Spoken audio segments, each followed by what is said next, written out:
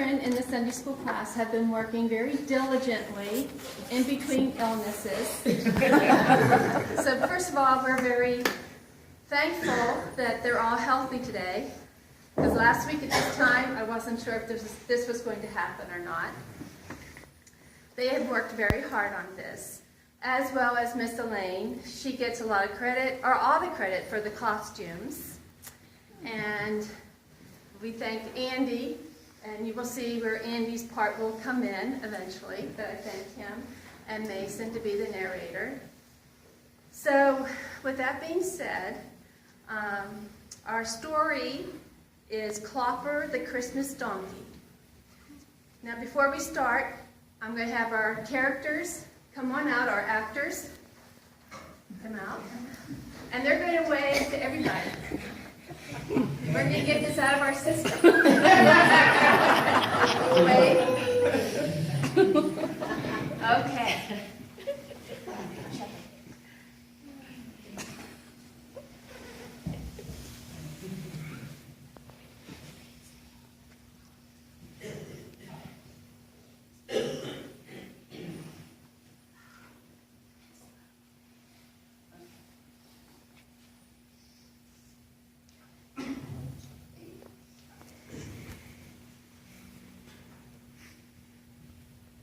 My name is Clopper. Nuzzle up while I tell you about a very special night. It all began early one morning as I was munching on a breakfast of sweet grass. My master Joseph came from the house carrying a bridle and a sack of supplies for a journey. Hee-haw, an adventure! In those days, Caesar Augustus issued a decree that a census should be taken of the entire Roman world, and everyone went to his own town to register. Joseph helped his wife, Mary, up onto Clopper's back. Clopper thought she felt heavier than the last time he carried her. The road took them over steep, rocky hills and into cool, green valleys. They passed through quiet villages and busy towns. So Joseph also went up from the town of Nazareth in Galilee, Judea, to Bethlehem, the town of David, because he belonged to the house and line of David. He went there to register with Mary, who was pledged to be married to him and was expecting a child. At last, they arrived in Bethlehem. The city buzzed with people who came from near and far. Hee-haw, hee-haw. Children whipped around them in a game of tag. Mamas scolded. Old friends laughed and shouted and patted each other on the back.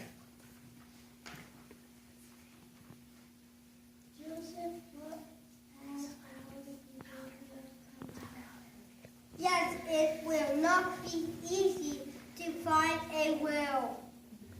They trudged through town, along streets, down dusty paths.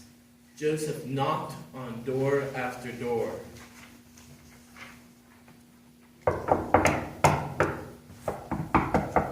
No one had an empty room. The sky darkened and the air grew colder.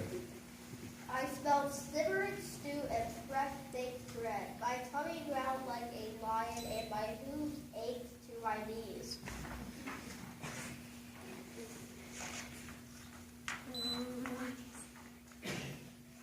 I can see you are tired. The Lord will provide a place for us to stay. I know He will. Finally, Joseph found a kind innkeeper. At first, innkeeper shook his head and said, I am very sorry I have no room for you in the inn. The innkeeper looked at Mary.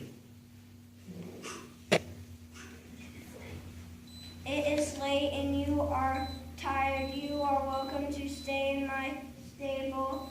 It is not much, but at least you will be able to get some rest.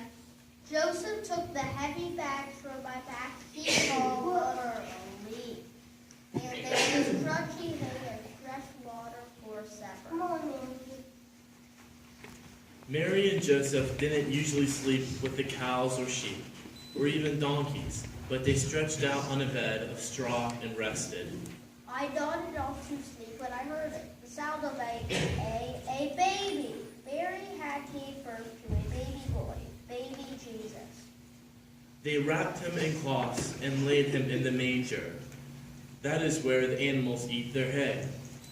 Clopper clip-clopped over to where he lay. What a sweet little child. Clopper could tell he was very special.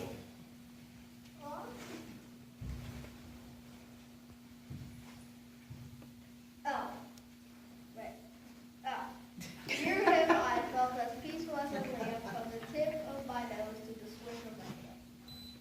While they were there, the time came for the baby to be born, and she gave birth to her firstborn, a son. She wrapped him in cloths and placed him in a manger, because there was no room for them in the inn. Mary and Joseph kissed his rosy cheeks and sang soft and beautiful praise songs. I fell asleep again, then excited voices jolted me awake. One shepherd called to the others. Here I have found a Christ child. The shepherds rushed into the stable. The tall one and short one bumped into the first one when he stopped. May we see him?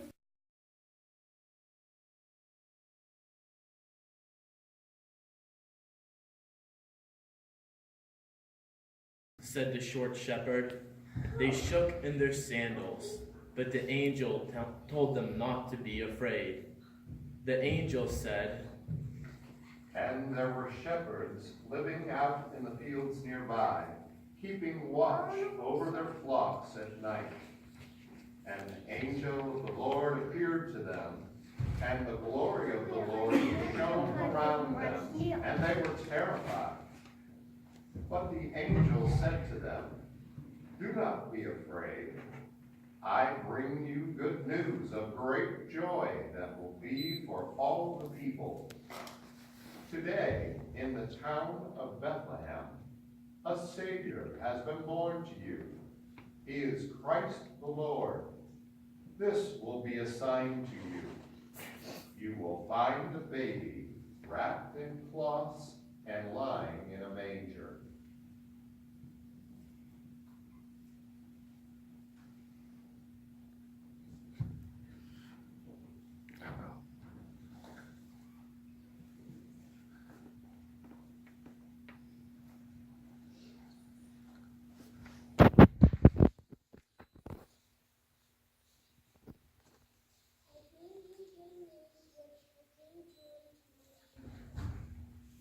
Suddenly, a great company of the heavenly host appeared with the angel, praising God and saying, Glory to God in the highest, and on earth peace to men on whom his favor rests.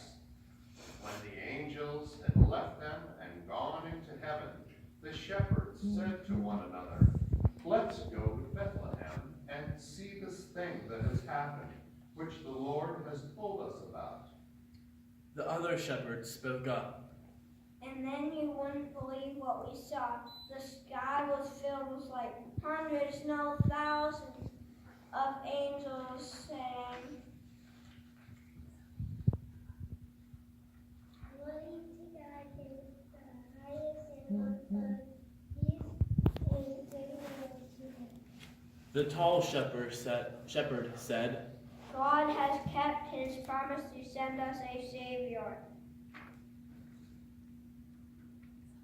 Yes, the Lord has truly blessed us with this child. Let's hurry home and tell our families. But Mary treasured up all these things and pondered them in her heart. The shepherds returned, glorifying and praising God for all the things they had heard and seen, which were just as they had been told.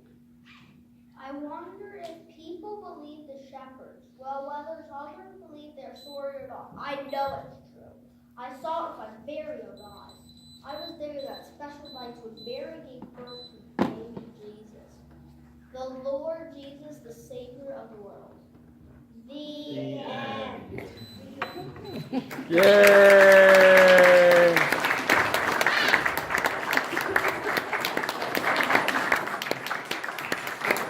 We've got a picture on my phone. Yep, even on your phone. And when little